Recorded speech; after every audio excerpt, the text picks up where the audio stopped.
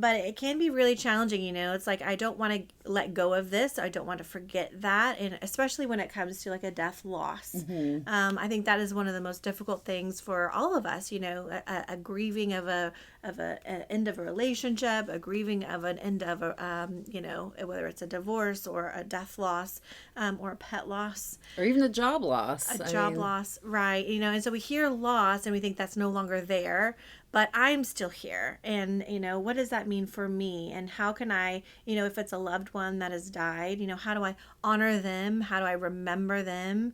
And so we really do talk about those memories and those good things, but also like how they can continue to live or what they can continue to do to honor that person. Welcome to Reframe and Reclaim. We are Courtney Huckabee, a psychotherapist, and Jen Harris, an interior designer who have teamed up to reflect, challenge, and reframe your mindset in relationship with your personal belongings. Join us as we discuss and declutter all of the stuff that keeps us stuck. Learn to intentionally create environments with improved function and design that cultivate peace of mind. Find the reframe. Start your reclaim. Welcome back to Reframe and Reclaim. I am Courtney Huckabee. And I'm Jen Harris. And today we're here to talk about life chapters. As we were writing our book, we were working with many different clients who volunteered to try out our tried and true 7-step process. And one of the really interesting things that we saw is there's a lot of transitions and life transitions. And so we want to talk today about some of the challenges with life transitions and also how to make sure that we have our space that reflects our new identities and our life path along the way. Yes, and I think that is one thing I know I have struggled with in my lifetime because that is life, right? Life is one big transition and you're always growing, always moving, always changing, even though you may not feel it, but you are. And so it's like, how do you always adapt and stay flexible with those changes? I know. And, as we know in life is always evolving. Sometimes life chapters are a little bit longer than others, but I know for, some of our clients, it's like that chapter of childhood, like that infancy as you have this new baby that comes home and them growing up. That's kind of where I'm at in my motherhood life chapter is, I no longer have a baby, I have a big boy. And so still being able to have the sentiment of that little baby that I love, but also allowing him to have his own identity, having opinions about the clothes he wears, having his opinions about how his, room looks or the toys he wants to play with. But also, we've talked about before, we can't always keep everything. So how do we cope with that? How do we adapt? And how do we make sure that our life transitions are healthy and helpful for our whole home? Yes, and I think part of that is really being open, to other people's opinions in their space, because if I had my way, the aesthetic would be totally different than how my kids like their room to be, definitely. Right? But I will say, so we're in the process of moving, and it has been interesting to see what my kids, because a lot of their decorations are still from when they were in their nursery, right? Oh. It hasn't changed a whole lot. Toys have grown up. Most of their artwork and stuff from the nursery was very, not adult or sophisticated, but it wasn't necessarily, nursery rhymes and baby specific decor. So it has grown with them pretty well. But it was interesting to see which pieces they really latched onto and wanted to keep, and which they were just like, no, it's okay, that's good to go. Like two pieces are these, it's like this little boy and little girl that my husband actually had in his room when he was a baby. And so that's cool to see that go through the generations and stay. Yeah, we have similar things in my child's room. There's some tapestry and some artwork that my husband had in his childhood bedroom. His mom was very sentimental, and I'm thankful for that because now we can, keep that in our child's room. But as he's getting bigger, the tapestry isn't as, cool or big boy. But we haven't transition from moving out of that room or changing his decor. So how are you managing that? So yeah, I'm really giving them, because they're 6 and 8, almost 7 and 9 now, as they're going into this new space, I'm really letting them kind of lead the direction as far as colors and what it's going to look like. And my eldest son decided he's going to be my design assistant. I love that. And has started drawing up floor plans for his room in the house and what it's going to be. So that's been really fun and cute to see. So right now we're still in the design phase. So we're just keeping it open-ended, and I'm trying to show them, pictures of stuff on Pinterest, and here's things we could do, or here's how we can reimagine the space. Because they've only had their one room their entire lives. We brought them home to our last house, and we've been there. So I think it's going to be exciting for them to kind of build their own space. And, I've said before in the podcast how I've been really trying to work with my kids as far as their belongings and their sentimentality and being able to let go of their things. And doing that over the past several years, I found it extremely helpful with the move, because there was school artwork where it was like, this can go. I don't want this anymore. This piece I had before, do I want to move it? Nope. And so they were really able to make quick decisions. Because you practiced that with them. Yes, exactly. And get rid of things. And so as I was going through my stuff, so years ago, I made different bins where I store my sentimental things. So I have one bin that's childhood, one that's like high school, one that's college. And so I gave myself a physical boundary of like, it has to fit in this bin to keep it. And this is going to be my childhood memories. And it had been a while since I'd looked in it, and I went back through it as before I was moving, and I was like, oh, I forgot about this. And I don't, like, there's a broken Care Bears bowl, which is super cute, but it's like, do I need it? No. And so I found a lot more items I was ready to let go of, or I was like, I can just take a picture and I can get rid of the thing. So again, the practice of it, they've been practicing, I've been practicing, so we've been able to transition. And I think, in our book, as we, met with different clients, we had one client who was an adult. She had traveled as a single woman. She was married whenever we met with her, and she wanted to make sure her home decor also included like travels with her husband. Yes. And so, it's not always like getting rid of things, but it's also like, how do we display this that includes the people or the things that are important to me now that may not have been important before. Yes. And so I think it's really great whenever you think about like, it's not always like a sad change. It's like a growing change, or like a blossoming change. Yeah, that's a good way to put it. Because again, we are always growing, always changing. And that's just life. So whether it's a move or a life transition, I know there's another client in the book, and I've helped other clients too who, are getting divorced or were coupled up and are now breaking up. And that can be a very difficult transition as well, right? And how much self-identity you put into the other person and that life you're building together. And then that's gone, but you still have these items that either relate to that person or, relate to that time in your life, and how are those serving you now? So how do you help your clients that come to see you whenever they are in those life transitions? Everyone comes with different needs and different challenges. I really go client-led, just like our book. What do you want? How do you want to feel? What do you want people to see? How do you want to be seen by others? And it really is a process of, really seeing that as a chapter closed, or seeing it as a continuation of my story. But it can be really challenging, it's like, I don't want to let go of this. I don't want to forget that. And especially when it comes to like a death loss. I think that is one of the most difficult things for all of us, a grieving of an end of a relationship, a grieving of an end of a, whether it's a divorce or a death loss, or a pet loss. Or even a job loss. A job loss, right. And so we hear loss and we think that's no longer there.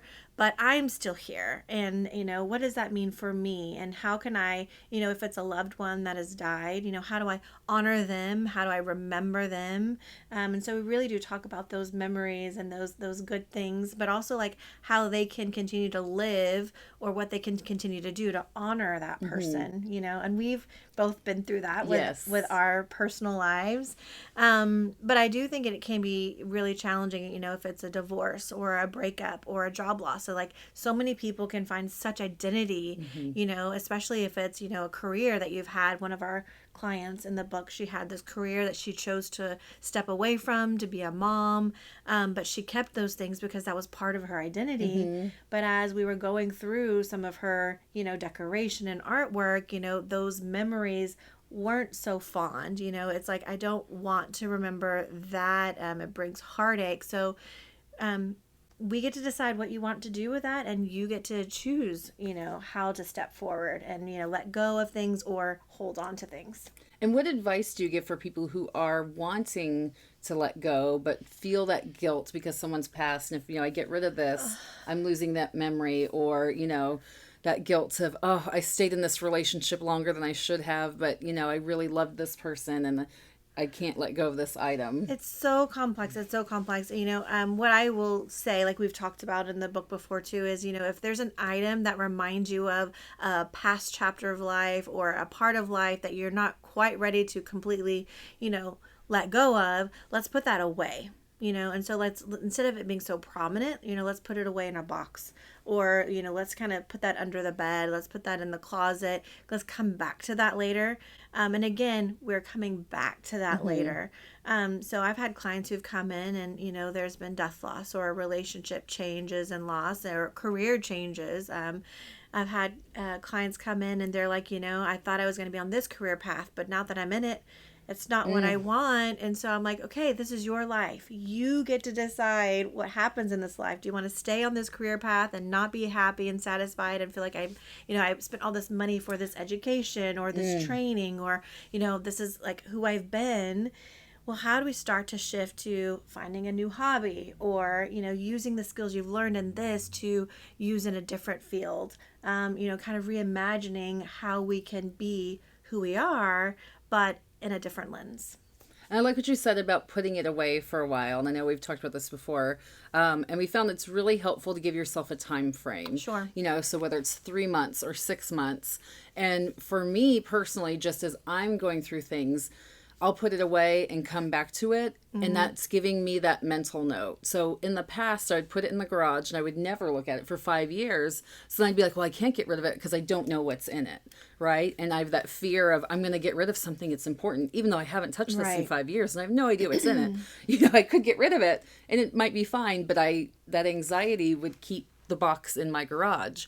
Whereas if I am making the effort to say, I know it is in this box and I keep coming back to it, even if I'm not ready to get rid of it at that time, usually by 6 months or the most a year, I'm like, I've seen this. I've come back to it 2 to 3, 4 times and I'm still not using it. I told myself I would and I'm not. Yep. I still haven't opened it. I haven't missed it. And then it's like I finally have that relief and that like grace to give myself to be like, you can just let this go and it's okay. You're going to be all right. Right? I know. And it does feel like I may not be all right if I completely, let this go, discard this, donate this. A few weeks ago, we were going through my garage and trying to, again, find more efficient storage, fit a car in my garage, which I can now do. Woohoo! But I did find this big tub that was just filled with cookbooks. Oh. And I used to think, I'm going to make this recipe and I'm going to do that. And oh my gosh, I can't wait until I, use this, or I can, and maybe I'll make bread one day. I had a bread making thing, which I thought maybe one day I could. Did you get it in 2020? Is that? It was before 2020. I got it before 2020. So you had the optimal time to make your bread and you never made the bread. So you're not going to use it. The funny thing is, we now have digital ways to get those recipes. And in 2020 COVID, when everything was shut down, I was cooking a lot at home, but I wasn't going to those cookbooks because they were in my garage, stored away where I couldn't reach them. So I now got all of those out, and I was like, the smoothie or the, low calorie or the, delicious and fancy foods. And I really was at the place of, I can find these recipes digitally now. Yes. And I don't need that big tub. And now that big tub can store the kids' toys that we're not using right now. But again, it's getting reused and more efficient for what we have in our life chapter now, because I know that I can get a recipe online, and it's really easy. There's so many wonderful recipe websites and apps and things, and I've used those during, you know, the lockdown and everything, and continue to. You know, I have great cookie recipes that I continue to go to, and they're just saved on my phone. Exactly. Yeah. Yep. Something else I found, speaking of recipes, I have, again, sentimental, and for me, it's like collections and things too. And I would always feel like, well, if I took out this one recipe, then the book is ruined and I couldn't donate it to somebody because then it's not complete, right? And so I really had to reframe my mind where it's like, now I would just take a picture of it, right? And then I could pass it on.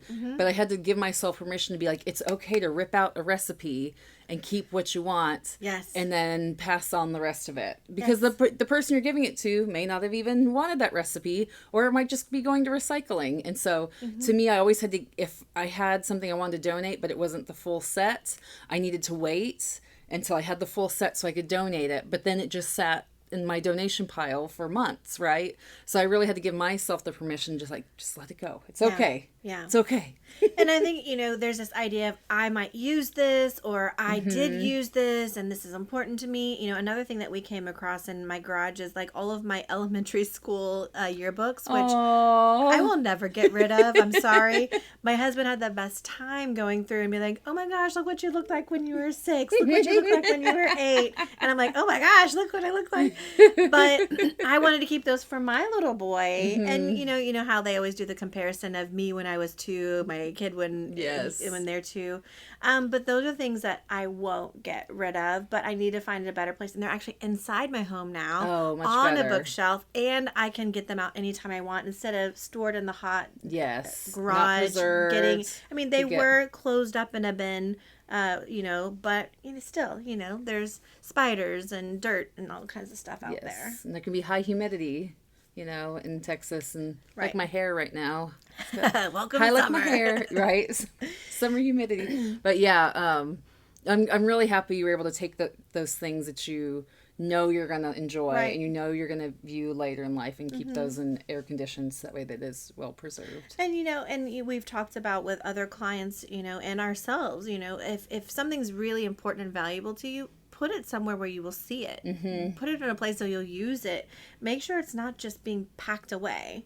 Now, if there's something that, you know, we're going through a life transition and I'm not quite ready to get rid of the baby blanket that, you know, so-and-so made for me, or, you know, the cute little craft that my kid made when he was 6 months old, and I don't know what it is, but it's like his first craft, then, you know, put that away. We have some of those things in a filing cabinet in my husband's office, but put them away, and then when I come back to it later, I can say, okay, I've had it, you know, I'll take a picture of it, maybe I create some kind of digital file for that. But the hope is like you give yourself time, and you get to decide what that time frame is for you. You know, there's no time frame you have to say this is not part of my life. This is part of my life. And it's really nice sometimes to go on memory lane and say, oh, I love this, but I have a space for it that's not going to overwhelm my space. It's not going to overwhelm me, and it will be preserved. Yes. I kind of had that in the reverse, where it was, so I used to be a product designer and would design a lot of products that ended up in stores, a lot of seasonal decor. And I did a whole lot of candles and a whole lot of like Halloween and Christmas candle holders, which is all breakable glass, you know. And so as soon as I had my children, I was like, I can't display like I used to. I can't have all my designs out. And so they have been boxed up for several years and well preserved and wrapped in everything. But I know it's taking up a large space, but I do know, like, once they are old enough to not just, you know, go down the table and break it all, it will be coming back out. But it's interesting how I've boxed up some things knowing I'll bring it out later. Sure. And then other times it's, you know, boxing up, you know, stuff that we don't need now in this life chapter that we moved on from. So. And I think that's so important to know is just because it's not this life chapter doesn't mean it has to leave your home.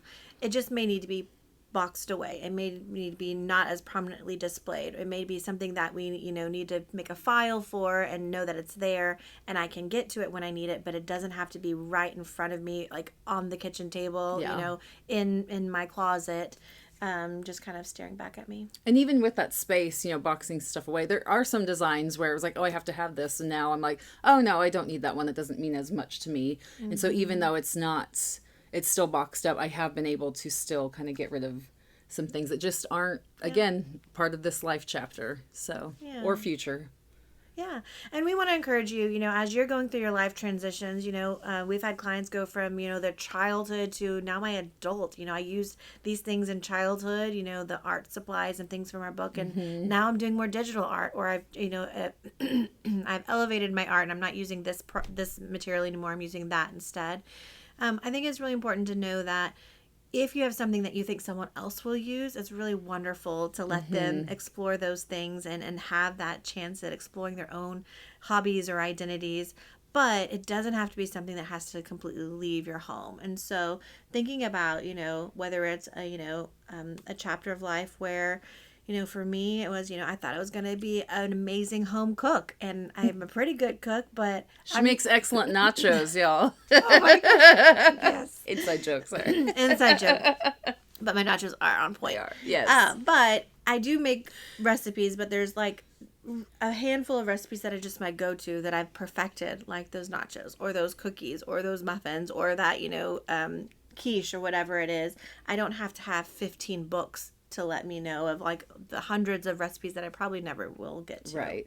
Yeah. And I would also encourage you, if you are in a life chapter where it's like you are downsizing, let's say you're retiring, you're moving to a smaller home, or you're moving just into another house, sometimes there is more of a pressure of like, I don't have a place to store this. I have to make a decision. And so, in case of those situations, I think it's great to have someone there with you. I think it's great to take pictures of things. That has been a great tool for me. And also having someone to take those items that you're feeling guilty about to the donation center. Like I found that was really helpful in my move. Like we would load up my mom's cart and then she would take it. So that way it was just done and gone.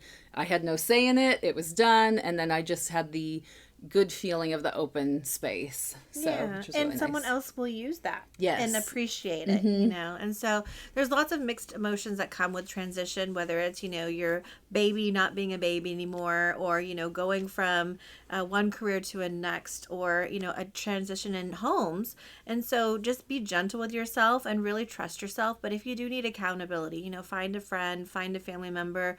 Don't do it by yourself. And if you need help, we have a really great resource guide with our 7-step guide to reclaim your physical space by reframing your personal relationship with your belongings. Yes. Yeah. It's available now in stores. You can get a downloaded version, an ebook, or audiobook if you enjoy the sound of our voices. We read it for you. So we hope to hear from you soon. If you have any transitions in life that you want to mention, leave a comment for us. Yes. We'll talk to you soon. Bye. Thanks for listening to us with Reframe and Reclaim at our podcast. If you are interested in more information about our book, you can find our book at any online retailer. You can also find us at reframe-reclaim.com.